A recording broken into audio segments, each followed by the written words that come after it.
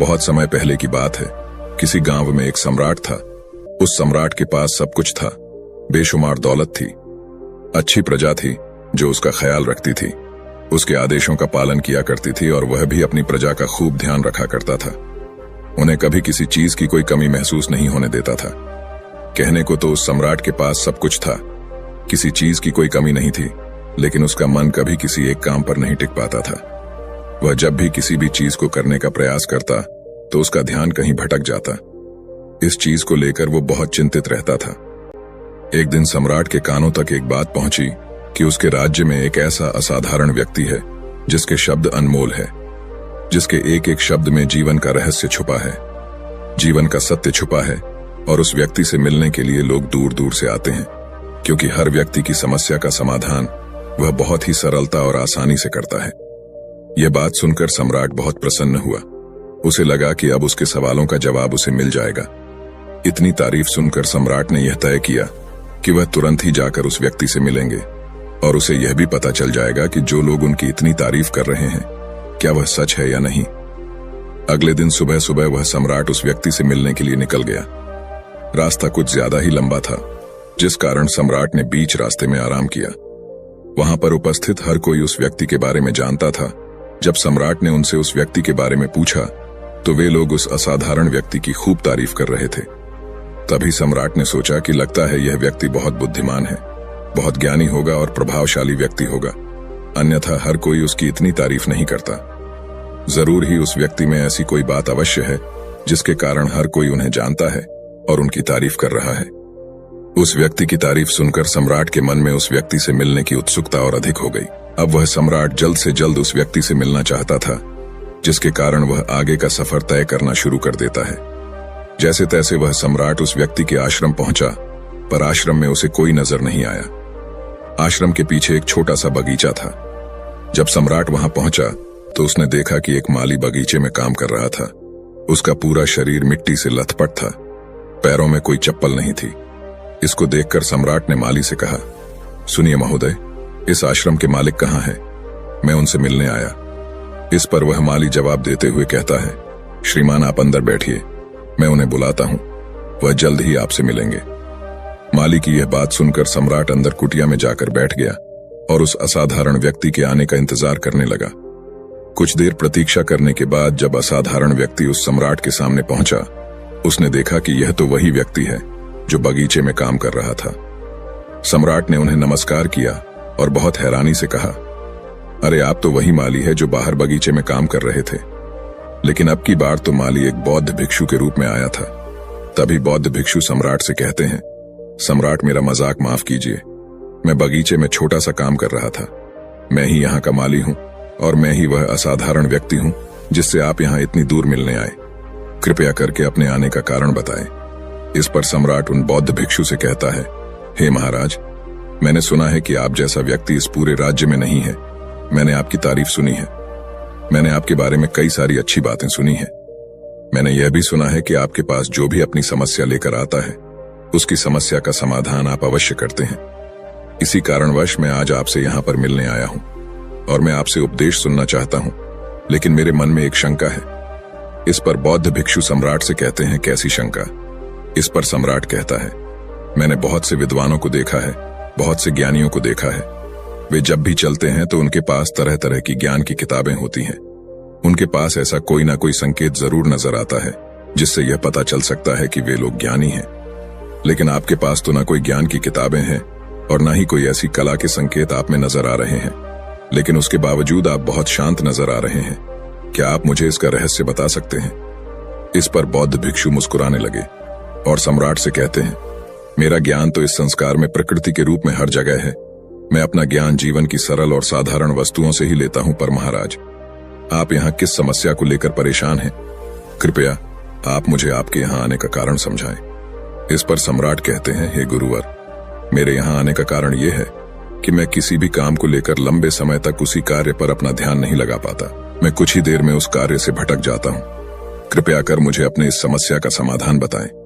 मैं इस बात से काफी चिंतित हूँ।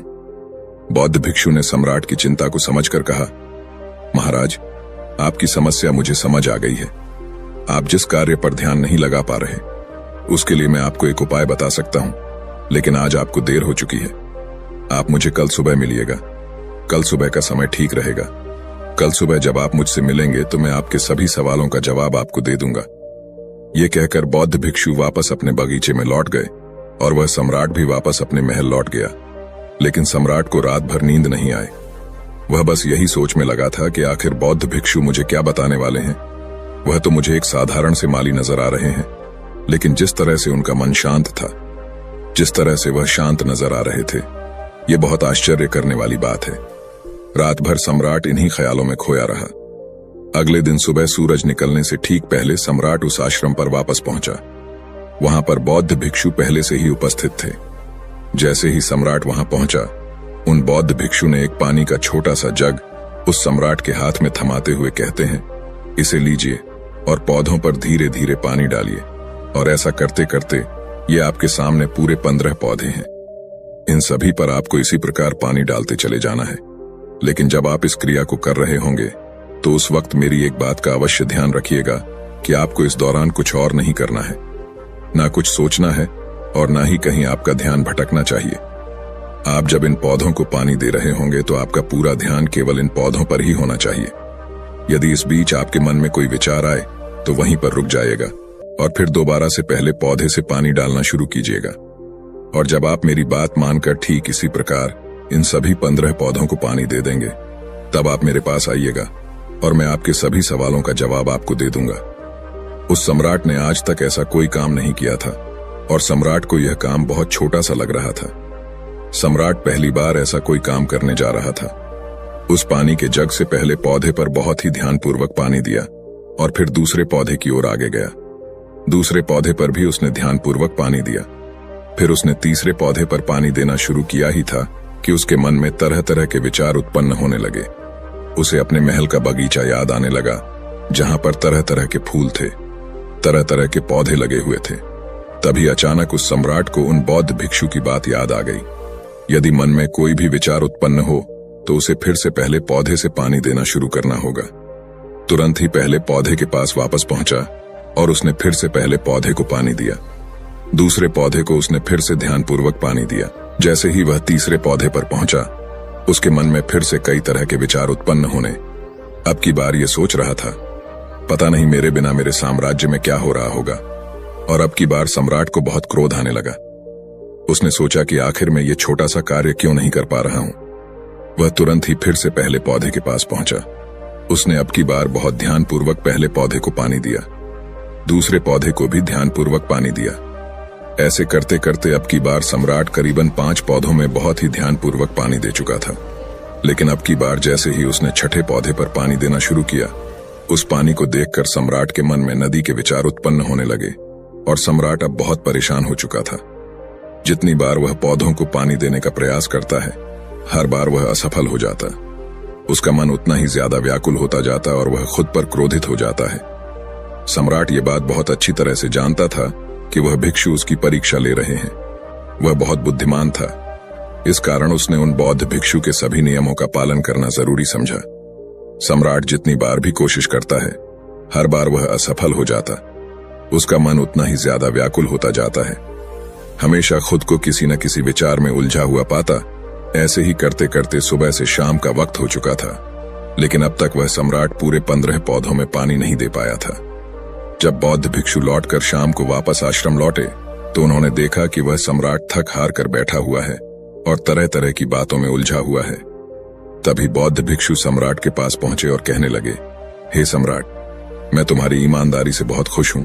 तुमने अपने कार्य को पूरे मन और लगन के साथ करने का पूरा प्रयास किया, इसलिए जो बात मैं तुम्हें बताने जा रहा हूं उसे बहुत ही ध्यानपूर्वक सुनना और समझने का प्रयास करना। जब हमारा मन विचारों से खाली हो जाता है, तब उसमें मन का असली स्वरूप नजर आता है।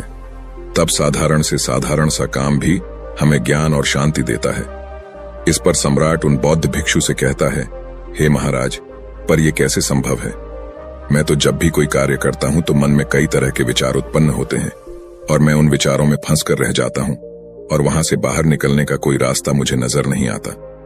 तभी बौद्ध भिक्षु मुस्कुराने लगे और सम्राट से कहते हैं, हे सम्राट, तुम पौधों में पानी नहीं डाल रहे थे, तुम तो जल्दी जल्दी अपने इस कार्य को बस खत्म करना चाहते थे। तुम्हारे मन में तो ये विचार उत्पन्न हो रहा था कि तुम जल्दी से जल्दी इन 15 पौधों में पानी दे दो और उसके बाद तुम मुझसे मिल सको, मुझसे अपने प्रश्नों का उत्तर जान सको। किसी कारणवश यह कार्य तुम्हें बोझ सा प्रतीत हो रहा था, मानो मैंने तुम्हारे कंधों पर एक बोझ रख दिया हो, और यही कारण है कि तुम अपने आप को इस पल में रोक नहीं पाए। जब हमारे सामने रखा हुआ कार्य बोझ लगता है तो हम उसे बस जैसे तैसे खत्म करना चाहते हैं, और उस काम को करते समय हम अपना पूरा ध्यान उस कार्य पर नहीं दे पाते। किंतु अगर तुम इस पल के महत्व को समझ पाते, इसके महत्व को महत्व दे पाते और केवल पौधों और पानी पर ध्यान देते, तो तुम्हें कोई भी विचार परेशान नहीं कर पाते। इस पर सम्राट कहता है, हे महाराज, मुझे आपकी यह बात समझ में आ रही है कि मैं जल्दी जल्दी इस कार्य को खत्म करके आपसे मिलना चाहता था, जिस कारण मेरा मन इस कार्य में पूरी तरह से नहीं लग सका। लेकिन यह एक पल है जो हम जी रहे हैं, उस पल में रहना बहुत कठिन है। क्या मुझे इसके लिए कोई तपस्या या तप करना होगा? इस पर बौद्ध भिक्षु एक बार फिर मुस्कुराने लगे और सम्राट से कहते हैं, जिस शांत मन की तलाश तुम कर रहे हो, वह शांत मन तो पहले से ही मौजूद है, वह तो पहले से ही तुम्हारे भीतर है। इसके लिए तुम्हें कहीं भी जाने की कोई आवश्यकता नहीं है, और न ही तुम्हें कहीं शांत जगह जाने की आवश्यकता है। इसके लिए कुछ जरूरी है तो वह है अपनी सांसों पर ध्यान देना। इसलिए अपनी सांसों पर ध्यान देना सीखो। हम किस तरह से सांसें ले रहे हैं और किस तरह से त्याग रहे हैं, इस बात को देखने और समझने का प्रयास करें। तब तुम्हें यह समझ में आ जाएगा कि तुम्हारा शांत मन तो तुम्हारी सांसों के साथ ही बना हुआ है। उसके बाद तुम चाहो तो कोई भी कार्य करते वक्त भी अपनी सांसों पर ध्यान दे सकते हो। जब तुम कहीं चल रहे हो, कोई ऐसा कार्य कर रहे हो, तो तुम्हें अपनी सांसों पर ध्यान देना चाहिए, या कोई भी ऐसी क्रिया जो तुम्हें वर्तमान से बांधे रखें। इसका एक और तरीका है, 2-4 मिनट अपने आसपास की प्रकृति पर गौर करो। देखो कि क्या चल रहा है तुम्हारे आसपास। इससे तुम वर्तमान में आ जाओगे। फिर तुम अपने कार्य को जल्दी जल्दी बस यूं ही खत्म नहीं करके उसे पूरे मन से करने का प्रयास करो, जिससे तुम्हारा मन एकाग्र होगा।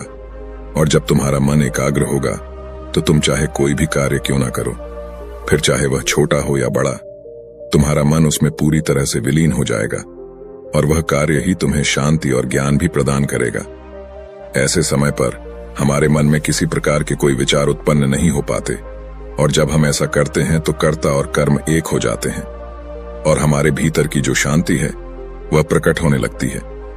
हम उसमें मग्न हो जाते हैं। इसे तुम चाहे तो आनंद कह सकते हो या फिर वर्तमान में जीना कह सकते हो, और यह अवस्था सरलता से प्राप्त भी कर सकते हो। बस तुम्हें केवल अभ्यास करना होगा।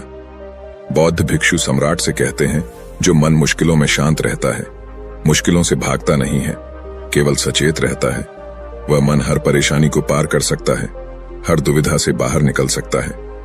सम्राट को उन बौद्ध भिक्षु की ये सारी बातें समझ में आ चुकी थीं। उसने उन बौद्ध भिक्षु को प्रणाम किया और वहां से वापस वह अपने राजमहल लौट आया। उसने अपनी सांसों पर ध्यान देना शुरू किया, और धीरे धीरे इस निरंतर अभ्यास के कारण वह अपने हर कार्य को ध्यान और मन लगाकर किया करता था, जिससे उसे असीम शांति मिलती थी, और वह छोटे छोटे कार्यों से भी ज्ञान प्राप्त कर लेता था। इसलिए दोस्तों, कभी किसी कार्य को बोझ मानकर मत कीजिए, क्योंकि यदि आप उसे बोझ मानेंगे तो जल्दी जल्दी उसे आप अपने ऊपर से उतारने का प्रयास करेंगे, अर्थात उसे जल्दी जल्दी खत्म करने का प्रयास करेंगे। लेकिन इस प्रयास के दौरान आप जो भी कार्य करेंगे वह पूरे मन और लगन से नहीं हो पाएगा, और ऐसे में आप उस कार्य को जो अंजाम देना चाहते हैं, हो सकता है कि आप उसे अंजाम भी ना दे सके, और इसी कारणवश आपके मन में तनाव भी पैदा हो जाता है। हम चिंतित रहने लगते हैं, परेशान रहने लगते हैं, क्योंकि जो अंजाम हम उस कार्य को देना चाहते थे, अंजाम हम उस कार्य को ना दे सके। और हम में से अधिकांश लोग यही गलतियां करते हैं। जब उन्हें कोई कार्य सौंपा जाता है तो वह उस कार्य को करने का प्रयास तो करते हैं, लेकिन वह चाहते हैं कि वह कार्य कितनी जल्दी खत्म हो जाए, और वह उस कार्य को करते वक्त अपने आप को वहां नहीं रख पाते, बल्कि उनका मन तो कहीं और ही भटकता रहता है, जिससे हमारा मन हम पर हावी होने लगता है, हमें तरह तरह के विचार दिखाता है, और हम उन विचारों में डूबते चले जाते हैं। हम उन विचारों में फंसते चले जाते हैं, और फिर वहां से हमें निकलने का कोई रास्ता नजर नहीं आता, जिससे हमारे मन में तनाव पैदा होने लगता है। हम बहुत परेशान रहने लगते हैं। हम चाहकर भी किसी कार्य को नहीं कर पाते, और जो कार्य हमें वर्तमान की ओर ले जा सकता था, उस दरवाजे को हम खुद ही बंद कर देते हैं, क्योंकि वह कार्य हमें बोझ लगने लगता है। इसलिए जब भी आप कोई कार्य शुरू करना चाहते हैं, तो उससे पहले अपना पूरा ध्यान अपनी सांसों पर केंद्रित करें, और फिर आप चाहें तो अपने काम के दौरान भी अपनी सांसों पर अपना ध्यान लगाए रख सकते हैं। और यही सांस का जो ध्यान है, यह आपके काम के ध्यान में परिवर्तित हो जाएगा, और इस कार्य में जो भी कठिनाइयां उत्पन्न हो रही हैं, उसे आप पल भर में सुलझा देंगे। फिर चाहे कैसी भी विपरीत परिस्थितियां आपके सामने क्यों ना आ जाए, आप उस कार्य को पूरे मन और लगन के साथ पूरा करके ही रहेंगे। दोस्तों, उम्मीद है कि आपने आज के इस वीडियो से जरूर कुछ ना कुछ सीखा होगा, तो इस वीडियो को अपने दोस्तों के साथ शेयर करना ना भूलें। हमें ऐसे ही सपोर्ट करने के लिए चैनल को सब्सक्राइब भी जरूर करें। ये तो चलिए, मिलते ऐसे और वीडियो में, तब तक के लिए अपना ख्याल रखें।